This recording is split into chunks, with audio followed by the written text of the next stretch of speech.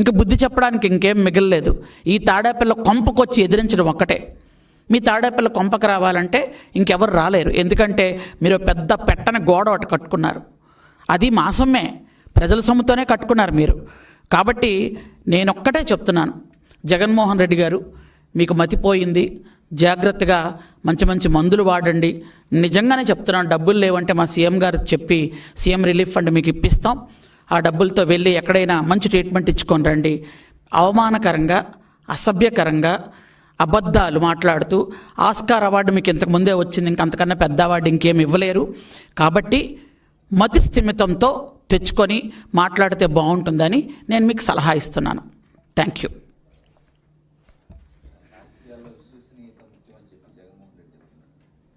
ఏంటండి విశ్వసనీయత అంటే ఏమిటో తెలియనటువంటి ఒక మనిషి అండి జగన్మోహన్ రెడ్డి. విశ్వసనీయత అంటే ఏంటండి? తండ్రి చచ్చిపోతే ఆ డెడ్ బాడీ ముందు ఎలా సీఎం అయిపోవాలో సంతకాలు పెట్టించుకోవడమా? విశ్వసనీయత అంటే ఏంటండి? తల్లిని చెల్లిని బయటికి తోసేసి చెల్లి తాలూకా ఆస్తులు హక్కోవటమా? విశ్వసనీయత అంటే ఏంటండి?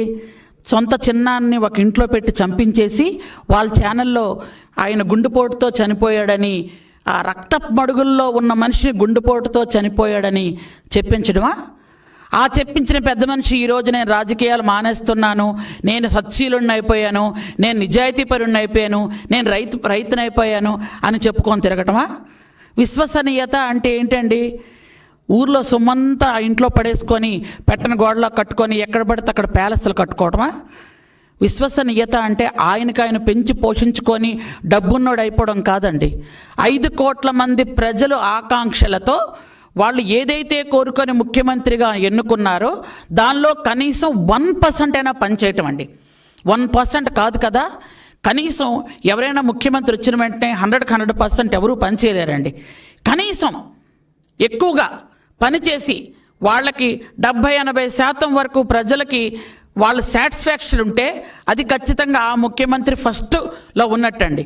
ఆ స్థానం ఎప్పుడు కూడా ఇండియా మొత్తం మీద చంద్రబాబు నాయుడు గారిదేనండి.